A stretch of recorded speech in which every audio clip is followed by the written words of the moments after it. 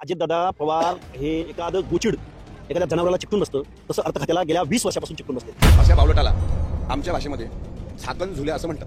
खरं तर अमोल मिटकरी हा अजितदादा पवारच्या घरातला झाडू पोछा करणारा, टॉयलेट साफ करणारा हा आमदार आहे. त्याला आजपर्यंत बाजारू विचारवंत म्हणत होते, पैसे घ्यायची आणि व्याख्यानं द्यायची. मेंदूवर जरासा काहीतरी परिणाम झालाय. तो ओबीसीचा नेता नाही. पहिली काहीतरी टीका करायची, मग थोडी पब्लिसिटी मिळते. आता काही नाही उरलं, आता अजितदादा टीका करायची. हे असा कोणीतरी बावलट येतो झाकण झुल्या आणि आपलंच तोंड पोळून घेतो. अमोल मिटकरी तुमची कपडे तर राहणारच नाहीत, पण तुमचा जो आका आहे ना अजितदादा पवार, त्याची सुद्धा कपडे राहणार. अमोल मिटकरी अवकातीत राहा. आमचा एक साथीदार, त्यानं तुझी गेली 2 वर्ष चांगली जिरवलेली आहे आणि त्याची अवकात त्याला जनतेने दाखवलेली आहे. त्याच्यामुळे त्याला फारसं महत्व देण्याची गरज नाही. त्याच्यामुळे हौशे गवशे नवशे त्यात गवसणारा गवशा कसा असतो तसा तो लक्ष्मण हाके आहे. आणि बाजारू विचारवंत अमोल मिटकरी, तू ओबीसीचा म्हणतोस, तुला लाज वाटली पाहिजे.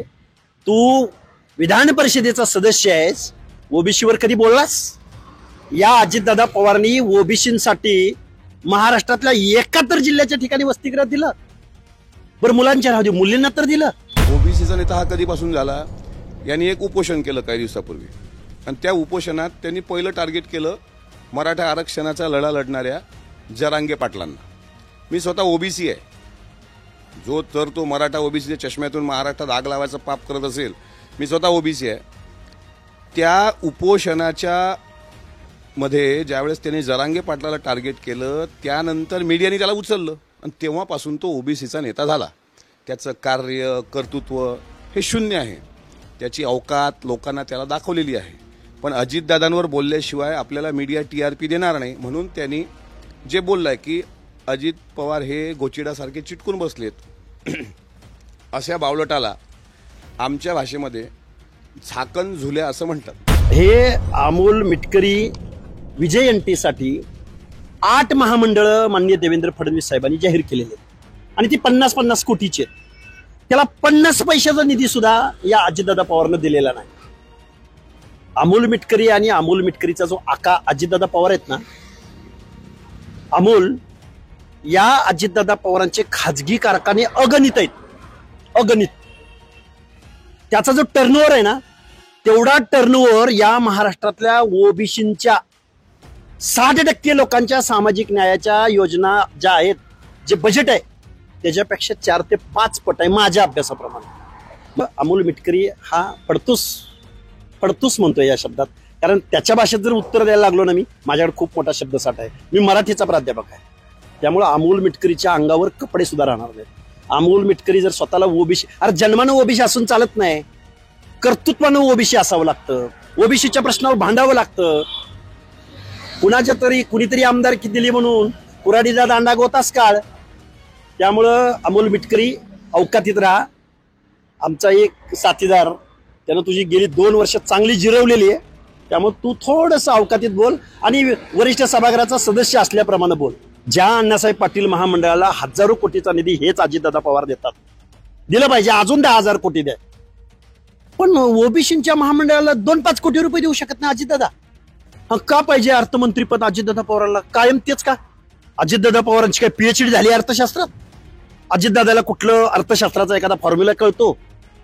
अजितदादा पवार आणि सोशल जस्टिस याचा काही संबंध नाही. अजितदादा पवार पोल्ट्री चालवणारा माणूस, पण काकाच्या जीवावर राजकारणात आला आणि सगळ्या सामाजिक दृष्ट्या मागास लोकांच्या बाबतीमध्ये त्यांनी प्रचंड अन्याय लावलेला आहे. आता मुख्यमंत्री महोदयांनी काल परवा सारवासारव केलेली आहे, खूप टीका झाली त्यांच्यावर. अहो, एससी आणि एसटीचा सुद्धा 746 कोटीचा निधी या माणसाला दुसरीकडे डायव्हर्ट केलाय. खूप टीका व्हायला लागल्यानंतर मुख्यमंत्री महोदयाने सारवासारव केली. समाज कल्याण मंत्रीच नाराज. लक्ष्मण हाकेची अवस्था कशी आहे? आता मला असं माहीत पडलं की गाडी त्या पठ्ठ्यानेच घेतली स्वतः आणि मीडियामध्ये यायला त्यांनी असं दाखवलं की बाबा ओबीसीच्या गोरगरीब तळागाळातल्या फाटक्या लोकांनी 10-20 रुपये 100 रुपये करून त्याला गाडी दिली. तो नौटंकी बाज आहेच. ओबीसीचा नेता, त्याला जनतेने जे गाडी दिली असं तो म्हणतोय, हाय स्वतःचीच, पैसा स्वतःचा असतो. त्यानं कुठून उभा केला, कशा काय केला ते त्यालाच माहीत आहे फक्त. असं आहे, त्याची भरीच काय अंडी बिल्ली आहे. आता बोलतोय तर बोलू द्या, त्याला मीडियात तेवढं हे भेटतं, जरा पब्लिसिटी भेटते. त्याच्यामुळे हौशे गवशे नवशे त्यात गवसणारा गवशा कसा असतो तसा तो लक्ष्मण हाके आहे. मी तर म्हणतो त्याच्या गाडीचं पासिंग आहे ना, ते YZ ठेवलं पाहिजे. अशा प्रकारे एखाद्या अजितदादा कधी ओबीसी मुसलमान असा कधीही भेद करत नाही. पवार परिवाराची ती एक परंपरा झालेली आहे का जात पंथ धर्म ती कधी मानत नाहीत. आमच्यासारख्या ओबीसीच्या शेण काढणाऱ्याच्या पोराला त्यांनी आमदारकी केली ना, आमदारकी दिली. भुजबळ साहेब काय हा हाकी आहे. ज्या वेळेस भुजबळ साहेब मंत्रिमंडळामध्ये सहभागी नव्हते, हा किती तोंडसुख घ्यायचा, ओबीसीवर अन्याय, ओबीसीवर अन्याय.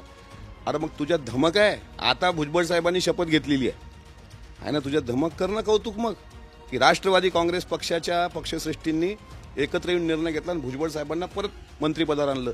ते औदार्य नाही. त्याच्यामुळे हा ओबीसीचा नेता असू शकत नाही. ओबीसीचे नेते स्वर्गीय गोपीनाथराव मुंडेंपासून अगदी अलीकडच्या काळात खडसे साहेब, भुजबळ साहेब, पंकजाताई, धनंजय मुंडे साहेब हे ओबीसीचे नेते की ज्यांनी ओबीसीचं राजकारण केलं. हे असा कोणीतरी बावळट येतो झाकण झुल्या आणि आपलंच तोंड पोळून घेतो आणि त्याची अवकात त्याला जनतेने दाखवलेली आहे. त्याच्यामुळं त्याला फारसं महत्त्व देण्याची गरज नाही. अहो, जो माणूस स्वतः गाडी घेऊन लोकांना सांगतो म्हणजे आपल्याला भुलवतोय की मला जनतेने गाडी दिली आणि गाडीत बसलाय पण त्यानं ते हवेत गेलंय.